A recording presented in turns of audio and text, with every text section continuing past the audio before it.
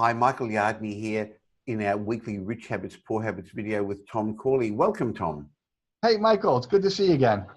Tom, I'm not sure what it's like in the United States, but here in Australia, there's a lot of fuss made about the fact that 1% of the population control a significant amount of the wealth. Sometimes it's said that it's 50%, other times 80, 90%. And many people seem to think that's unfair. What's it like over where you are? Well, it's the same thing. In fact, it's a hot topic. You know, we call it the wealth gap, the income gap.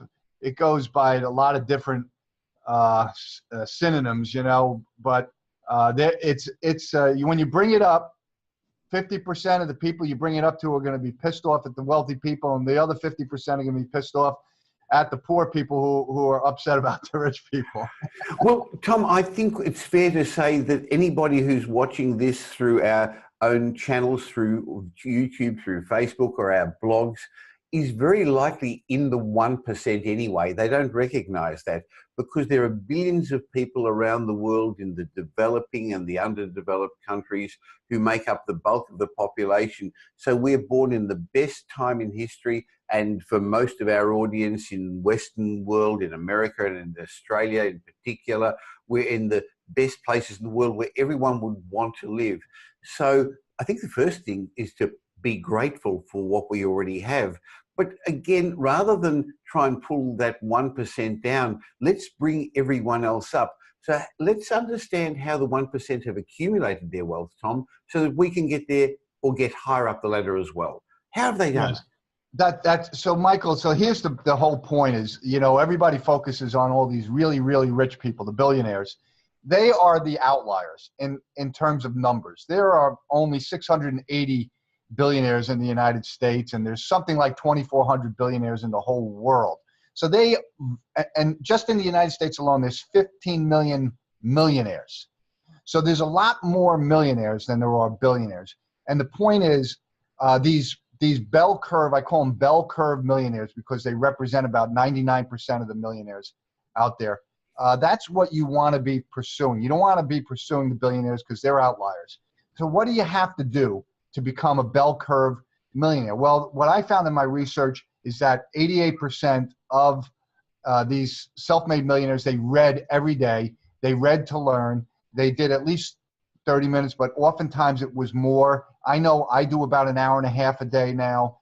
So I've just embraced that rich habit, and it's helped grow my knowledge base. And now I'm considered an expert in my, the habits and wealth creation in the United States anyway. So that's helped me a great deal.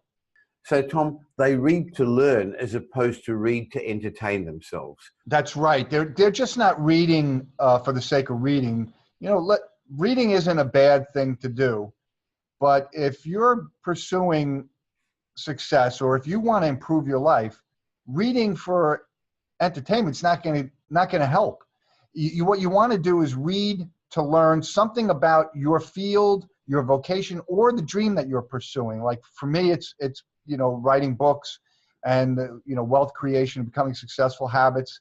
So I read everything there is under the sun that has to do with that stuff every day, probably an hour and a half a day. We know that the 1% have long-term goals. They've set goals, but they also have deliberate practices every day, Tom, to help achieve those goals. Yeah, and the deliberate practice, I'll give you an example. So I write at least an hour to 2 hours every single day. I've been doing it since 2009. Now I've improved my writing dramatically, but I wouldn't have improved my writing had I not been doing the deliberate practice. I study words. I look at phrases. I pick up quotes. I even have a binder that I keep on all this stuff. My point is, the ones who are at the top of their field are doing the same thing, whether it's surgeons, sports athletes, they're all doing the same thing. They're finding certain repetitive practices that they want to engage in every day, and then they're studying the way that they do those, whatever it is that they do. Deliberate practice. In my study, 69% of the self-made millionaires engage in that at least 2 hours a day. So school's not out when you leave school or when you leave college. You have to keep continuously educating yourself, but you're doing it for a purpose. And I know in your study you found that the majority of successful people have set goals, and we've spoken in the past about the importance of having goals. What's the difference between a goal and a dream, Tom? Because everyone has a dream, everyone has a desire. Yeah, so a dream, that's such a good question. I'm glad you brought it up because this is really an important thing. So a dream is really something, it's like a wish. What you want to do is figure out what goals you need to achieve in order for that dream to become a reality. So you focus on each individual dream, and then you build your goals around those dreams. Now, what I found in my research is this is what really separates the wheat from the chaff. This is what really is the gap between the 99% and the 1%. The 1% pursue dreams, and then they build goals around those dreams. That's the big differentiator in my research. And they focus on their goals daily. That's right. So now if you can imagine, you have a dream. Now you build goals around that dream, but now you break those goals down into daily, I call them daily habit goals. So now you have these daily habit goals that you're pursuing every day. And because you're doing it every day, eventually you're going to realize that overall goal, whether it's a numerical number or it's a number of meetings that you want to have or real estate that you want to own. It's you build daily habits around the big goal and you pursue it every day. You just relentlessly pursue it. Now, we've spoken about the way people behave and how they learn, but we really talk about money, Tom, why a group of us become wealthier than others. And that's because they've got certain money habits as well. They've learned how to save. They've learned the concept of delayed gratification. Some people would call it being frugal, but basically what they've learned to do is spend less than they earn, not using credit cards as their own money, recognizing that it's actually the bank's money, and investing the money that they've saved. Yeah, so this is why saving is so important, Michael, because you can't invest nothing. So you have to, at some point, stop whatever you're doing, get off of the treadmill where you're spending exactly what you're making, and you have to set aside some amount of money. Now, why? Because you can then take that money and invest it in whatever. But it could be your dream that you're going to invest it in. It could be a business that you're going to invest it in. It could be just in other broad-based investments. My point is, you can't save nothing, so you have to start saving. You can't invest nothing, so you have to start saving. And that's what the self-made millionaires in my study did. 94% of them saved at least 20% long before they were millionaires, Michael, way before they were millionaires. They got into the habit of saving 20%, and then they were able to invest those savings when opportunities presented themselves. Another thing about the wealthy people is the people they hang around. It's often said that you're like the 5 people you spend most of the time with. So they've got special relationships, don't they, Tom? Oh, they sure do. 68% of the wealthy in my study, they forge relationships with, I guess you'd call them these 1%ers. But you don't have to be a 1%er in terms of wealth. You just have to be a 1%er in terms of mindset. These are 1%ers are success-minded people. They want to be in the 1%. They want to be millionaires. So these self-made millionaires in my study knew they couldn't do it on their own. So they decided deliberately they were going to forge relationships predominantly with other success-minded people. And that meant also that they were going to have less time to spend with their non-1% friends or family or whatever. So they devoted a lot of time to building relationships with other success-minded people. Another common trait I know you talk about, Tom, is that successful people, the 1%ers, volunteer. Some people say, oh, look, I haven't got time to do that now. When I'm rich, when I'm wealthy, I will do that. That's the wrong way around, isn't it? No, this is such a mistake, because what I found in my research is this. The reason the self-made millionaires volunteer so predominantly and there were 72% of them that volunteered 5 hours or more a month. Why did they do it? Well, of course, there's the part where they're charitable, but actually, I think the underlying reason is they knew that the board and the people that made up the committees were other successful people in their community, and they wanted to associate with those people. Why? Because those people open doors. Those people shortcut the success process. So you're building relationships through your volunteering.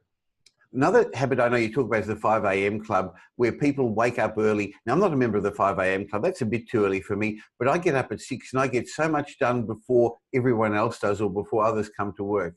How have you found that, Tom?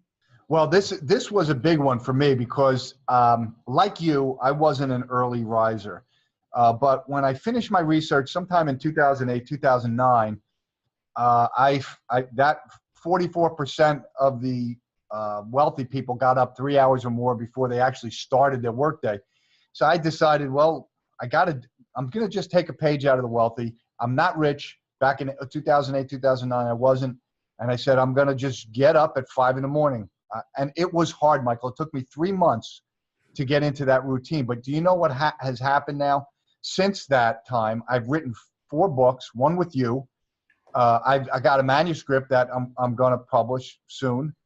I've done probably, I don't know, 100 speaking engagements, a lot of them in the morning. I've read, I'm going to say 4 books a month as a result. And I've doubled my income since I started this 5 a.m. club of mine. And so, you know, I've accomplished quite a bit, and it's predominantly as a result of the 2 hours of work, hard work that I do in the morning. I agree with you. Waking up early is important. It allows you to get things done first thing in the morning, first thing in the day, and it helps you move forward in your day and in your life in general. Now, a couple more traits of these 1%ers. Tom, you say that they've become decision makers at work. Yeah, this is so important because, look, at the end of the day, you want to be in control of your life. Even if your life is seemingly out of control because you're pursuing these dreams, you have multiple streams of income. The point is, when you're a decision maker, you dictate your calendar.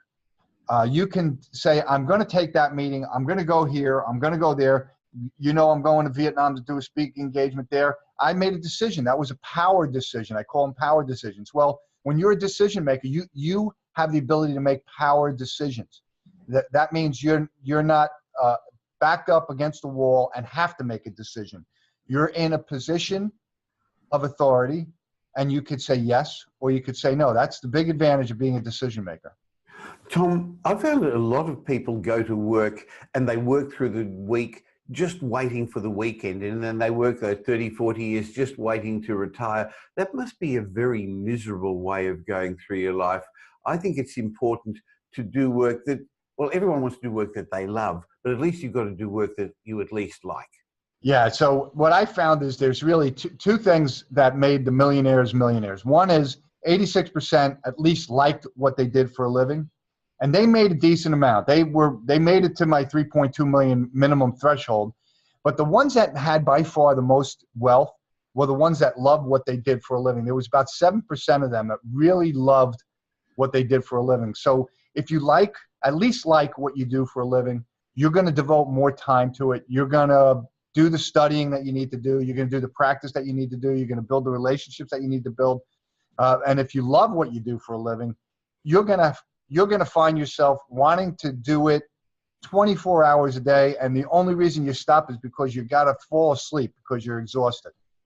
Tom, this argument about the 1% or and the 99% or the inequality, that's not going to go away. The rich are getting richer. Interestingly, in this world, the poor are getting richer as well, but the wealth gap will always be there.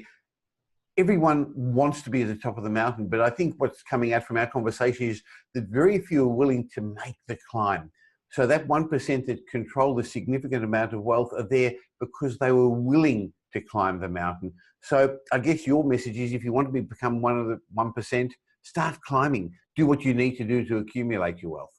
Yeah, that's right. You have to do what we've been talking about, because guess what? It's not going to change. The 1% for eternity are going to control most of the wealth. And you know, you might as well reconcile with that and decide that you want to be one of those 1%.